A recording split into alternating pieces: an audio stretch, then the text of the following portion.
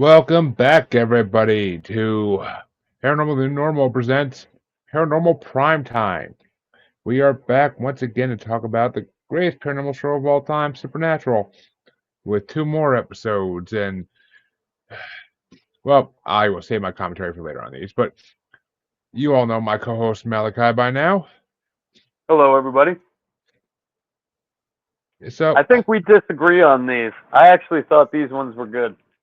well, maybe you could change my mind. We'll see. Okay. We'll see.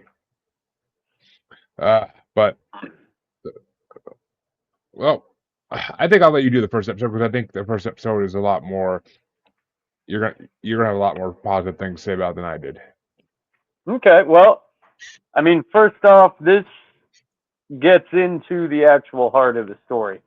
Both of these episodes touched on it, but this first episode really gets into the main story arc. Um, so it starts out with, you got this little girl who sees something in her closet. Sam has a dream, and it's about their old house in Lawrence, Kansas. Um, he finds that out, by the tree. Tells Dean that they've got to drive to their old house, and it's all based off of Sam's premonitions. So Dean finally learns that he's got these premonitions. They get in the house. They know it's haunted. They go look through the dad's journal, which is not a first, but big part to the storyline. And they saw on page one, they thought it said, "I found the truth in Missouri," was the state, but then they find out that it's an actual psychic. They bring the psychic back to the house. The house is haunted. They don't think it's the same thing that took their mom. And they basically go through there. There's a little poltergeist fight scene while they're trying to put hex bags, or what would you call those? Protection Uh, bags? yeah, protection bags. I think is what they actually do end up calling them eventually. But And the psychic says that we got to put them in the northwest, south, and east part of the house. And they only show them putting them into three sides of the house. But there's them fighting with the ghost. Dean gets the knives. Sam gets choked by a cord. The psychic lady, Missouri, gets pinned up against the wall. They finally throw the last protection bag in, and you see this big poof, and the poltergeist is out of there. The Missouri psychic lady says that all the ghosts are gone. Sam still has a bad idea about it, though, so they're waiting outside the house. And then Sam's premonition comes true. They go into the house, and Dean gets the mom out, and Sam's getting the kids. And then they see the fire monster that was in the girl's closet, and they make it down to the bottom of the stairs. Sam sends the kids out, and then Sam gets drugged back in. And this is a part I thought was really funny. Was the woman and the kids are off with the neighbors. All the neighbors are outside, and Sam is running up to the house with a shotgun and an axe, and then starts hatcheting the fucking door down while all the neighbors are in the front watching this. But Dean makes it in the house. Sam's pinned up against the wall. The fire demon comes. Dean's about to shoot it. Sam says no. Spoilers, turns into the mom. And then the mom has a little conversation. Sam's still pinned up against the wall, and then she sacrifices herself to get rid of the poltergeist. At the end of the episode, Missouri's walking back into her little storefront or whatever, and she says that boy has such powerful abilities, and he doesn't know you're there. And then this is the first time we see John sitting there. John can't tell him the truth, and I thought it was a good episode. And I will say another first. This was the first episode with no music at the end. I didn't even catch that even, but yeah, I guess so. But that's because the ending is kind of leaves off a little at a certain point.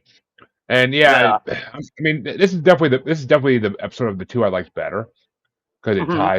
it ties it back to the beginning once again. And I mean, the ending was amazing, but it overall the episode was good. I mean, it wasn't a bad episode.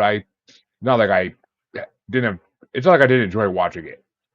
The next It one, was yeah, we'll get to that. But it was a good and haunted house episode, and it tied into the story arc. I thought. and yeah, I mean, and folks, we didn't say it yet, but we are talking about episode 9 of season 1, and it's called Home. But I will. I mean, the first thing I thought was in the beginning of the episode when her daughter is hearing things in the closet, and the mom's like, "Oh, it's just rats," and I'm like, Hmm. I'm just thinking to myself like, "Yeah, you wish it was rats. Trust me, you wish it was Yeah. rats." But Yeah, no. And then I think, by the time Sam and Dean come, and I don't understand what's up with all these women who just, I mean, the lady finds the box of the pictures and then puts two and two together. Oh, these are the Winchesters. But just stopping to see our old house is two, like, big ass dudes, a single mom. She is really setting herself up naive. for disaster in the future. I mean, but this was also back in the times where that was the most uncommon thing in the world. Nowadays, yeah, nowadays that'd be sus as fuck. And I totally forgot about Sam's premonitions. I totally forgot that was a thing even until I saw this episode. I'm like, oh yeah, I forgot about that part of the show. But Well, they touched on it the last episode, or whichever episode we went and saw Sam's college roommates, where he was that was a having, few episodes ago. Yeah, okay, well, he was having the visions of his girlfriend dying before it came true. This is where Sam finally admits it to Dean. which it's all this is all connected, folks. We'll get to that by the end of this season probably, but it's all connected to certain things. But Hmm. it's and the next note I really had was Dean leaving a voicemail for his dad, basically begging for help. Like it was a little out of character for Dean, but it kind of shows like his human side a little more. Yeah. And he gets the business from everybody, dude. It's like Yeah. the realtor episode, everybody's mean to him, and then this Missouri lady is constantly mean to Dean too. Well, he's got like that dickish persona that like you immediately assume he's gonna be a dick. So Yeah. it's and yeah I'll say the oh, go go for ahead, it. go for it. The plumbing part, I thought this was just a good episode altogether because it had that haunted house feel, like when the plumber is under there and then the toy monkey starts clapping, Yep, and then he's gonna lose his hand. He ends up losing his hand, but yep. it's a good It was. I haunting mean, part. and I like that they actually visited like a psychic. Like that was kind of cool. It kind of was like the first time they reach out to someone in the paranormal community for help because it's not the last time for sure. But And I was wondering, I don't know, do we see this lady again? I kind of think we do, or I might just be thinking of her off of other horror I movies. I don't I don't know if we see this particular woman again. I really don't remember her. They don't go back to their hometown again. I don't think for a long time. So I don't I don't think we see her again personally. But And this was first page in the dad's journal, was meeting yeah, Missouri. So, and we find out that his dad owned a garage, a yep, car garage where they were working, and that's how they find out about Missouri. yep. Uh, And I mean the fire. I thought the fire spirit was really done well. The it didn't look too CGI'd. It looked like it was really well done shot. And she didn't sacrifice herself for her sons. She defeated the spirit for her sons. She sent well, whatever it was back to where it came from. that's what the Missouri lady said, though, was she sacrifices herself to cancel out the poltergeist. she does come back later on multiple times. So Well, not well. She does come back. I wouldn't say multiple times, but she comes back very differently. So we'll get to that in a few years from now. But I gave this a 4 out of 5. yeah, that's fair. I'd give it a 4 out of 5. It was well enough done where I enjoyed watching it. So I definitely would give it a 4 out of 5. And yes, the first time they showed Negan, it was a good show. It was a good episode. But which Yeah, I cannot see. I can't see his face now and not picture Negan. yeah. Isn't he? He's kind of wearing like the same thing Negan would wear in Yeah, Walking Dead too. yeah, I love that Minus meme. the red ascot thing. Yeah, I love that meme I see every so often where it's like it's Dean on the phone and he's like, "Hey, Dad, I found this baseball bat wrapped in barbed wire and this other jacket in the trunk of the Impala. You mind if I keep it?" And it shows John texting him back like, "No, I'm gonna need those, son." The only other first I got out of this one, they got the protection bags, but this is the first time Dean notices that you're hearing the rats, the scratches on the walls, but you can't. You've never seen the rats Yeah, and the yeah. lights flickering, but that wasn't a real big one. No, that's commonplace for any horror movie at that point. But uh, well, the next episode, folks. I guess it's time to go to the next episode. Was episode 10, titled well enough, Asylum, and basically it starts off with two cops going into an abandoned asylum because they got some call to go there, kids or whatever, and they find these kids. They find these kids, of course, after going through some creepy corridors, and one of them escorts the kids out, and the other one gets attacked by something, and he walks out to rejoin his partner outside, and as soon as his partner turns around, his nose is bleeding, so you know something happened to him. And he gets in the car with his partner, goes back home, and when he gets home, he violently murders his wife. Which that right there. But Sam and Dean find out about the asylum when they get a text with coordinates from their father, and so they go check out the asylum because their father mentioned it in the journal before. And basically, it's like any asylum horror movie from this point forward, which is why I kind of had a problem with it.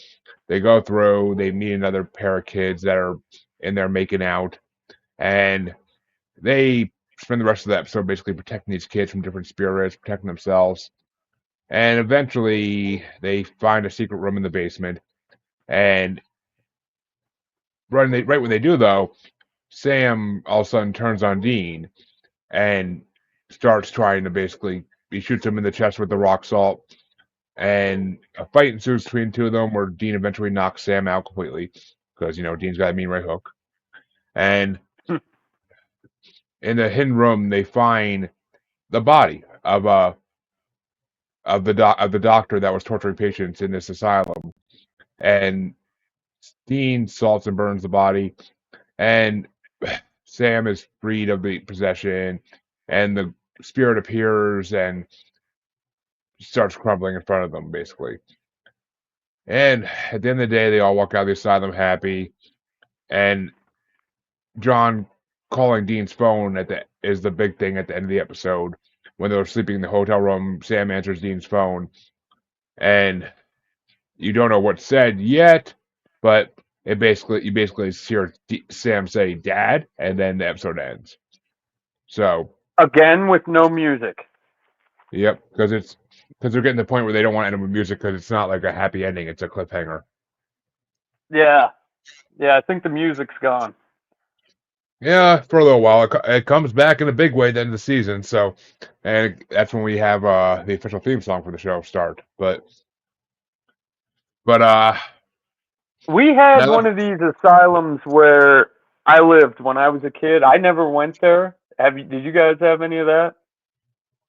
no, there was nothing like that around us. We lived in too suburban an area, really. I gotcha.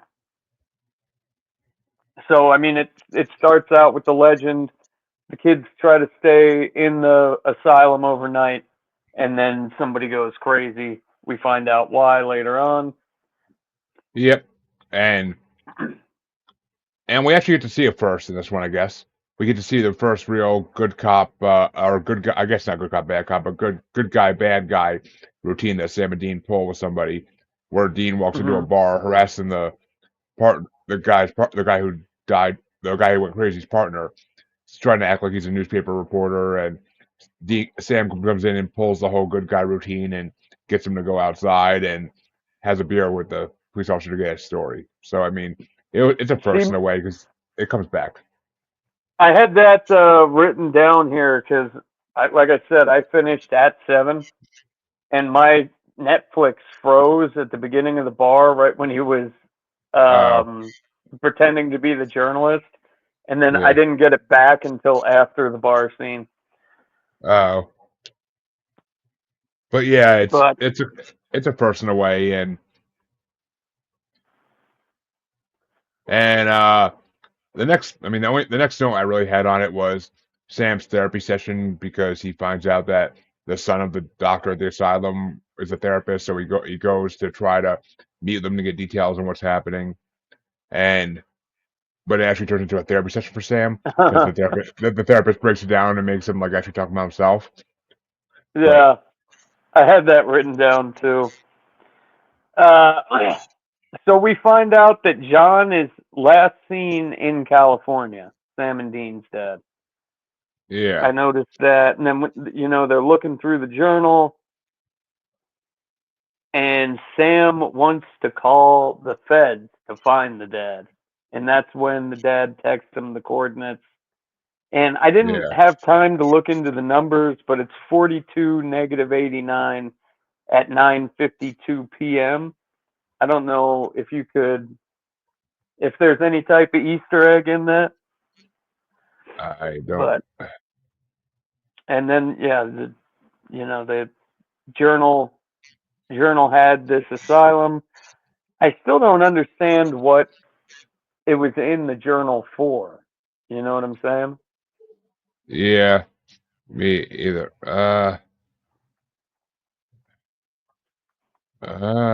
Yeah, I'm not sure. I'm trying to figure that. Negative 89 coordinate. It's not really giving me anything, Yeah.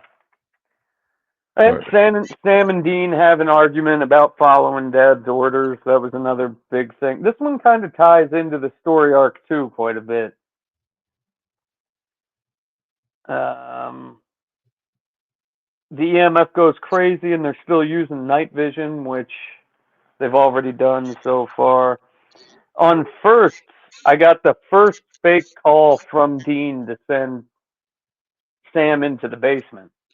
So this is the first time a ghost has oh, actually, communicated okay. through a cell phone. 42 negative 9 is right. It's Rockford. I believe this is Illinois. It's right Yeah. out, or it's right outside of Chicago. Is it a real asylum? I don't know. I don't know. Rockford, Illinois. The Roosevelt Asylum. Oh, the Roosevelt Asylum in Rockford, Illinois was featured in the 2005 Supernatural episode. Um, so Supernatural is the first thing that comes up, not a. I don't know. Oh, I guess the old Roosevelt Asylum actually is a real place. So yeah, okay, they used a real place and kept the Okay. name. So Cool. Yeah, there was the first time Dean dodges a shotgun blast this episode too. yeah, and I mean another first was this is the first time they actually decided to listen to spirits to hear what they had to say. Yep. So Yep. There that's a were first. good spirits, and that one of them kissed that teenage boy. Yeah, and I mean, yeah, I mean, that goes into a whole thing later, but that's, So I mean, the only other first I got is Sam tried to gay up the ending, talking about his feelings. I mean eh, that's it's coming. It's coming every episode. but we're Yeah, inching our way there. but I mean, the next note I really had was about the experimentation on the patients because it's a classic asylum horror trope that it's just Hmm. about most asylum horror movies are just about the doctors doing horrible things to patients and spirits trying to get their revenge. So it's And then we had the spirit under the table. Remember when Sam or yep, Dean passed by, and you had the yep, like full on House on Haunted Hill 13 ghost effect with the head moving. yep. I thought that was good. Oh yeah, it's a I forget I forget the name they call it in this show. There's a name for it. It's a ghost replay when they're basically stuck doing the same movements over and over again, Yeah. like they're stuck on a recorder or a projector or something. I thought it was good. I But gave this one a 4.5 out of 5. I mean I honestly would give it like at highest a 3.5 out of 5. I didn't think it was that great. Mm, But I just watched a shitload of asylum horror movies for a bracket a couple months ago, so I'm kind of worn out with the whole asylum horror burnout. movie idea. Yeah, I'm kind of burned out with the asylum horror movies for this moment. Kind of getting burnt out of werewolves at this moment too, watching for this next bracket, but that's all right. How many Werewolves, like werewolf movies are there? 119 according to this list. Holy shit. How many of them are I mean, good? 3? we're only watching the first part so far. We're only doing the first part right now, but there's actually a few good ones. But there's a lot of good ones. I mean, the Howling series alone is amazing, Okay. and there's a lot of good ones. I mean, there's a lot of crappy ones too. Don't get me fucking wrong. There's a lot of crappy ones, but there's a lot of older good ones from like British horror from like the 50s, 60s, 40s. Like it's a lot of black and white stuff that's really good. And Okay. the designs back then were more less CGI, more actual designs, and they were done really well. So, Yeah. but and I, the next episode holds a surprise with the conversation with John and what he says, but I'm not gonna spoil shit for next week. But I mean, the whole the ending was good. The ending was the best part of it, though. Sam and Dean fighting and then him burning the body is a classic supernatural ending. Yep. Yep. While he's being attacked. There's a first. Yeah. Oh, Throwing the yeah. lighter while he's attacked. Yeah. It's and the effects on the doctor's spirit were done really well too, with the electricity running through his hands and shit. That was that was pretty cool. I'm not gonna lie, but it's Yeah, just yeah. most of the episode was a boring people walking through an asylum, seeing who dies next type of thing, and that kind of bores me at this point. Yeah, that's my horror jam. That's the kind of stuff. Could have added 40 more minutes to this and made a full feature length film. I've watched enough of those, and you think there's a lot of bad werewolf movies? There's a lot more bad asylum movies. Oh my god! I'd imagine. But shit, folks. Well, that's all I really got to say in that episode. Unless you got something more. No, that's about it. We're gonna see Dad or hear from the phone call here pretty soon. And the next episode coming up, folks, is one of my favorites, especially in the first season. So I can't wait to get to it. It's reminiscent of one of my newfound horror movies I liked in the last year. So we'll get to it and next week. And yeah, that's all I got for these two. But Well, I guess come next week will be my last sober February podcast on Supernatural. God help the first one of And March. But but all right, folks. We will see you next week. take Have it a good easy, one, everybody. everybody.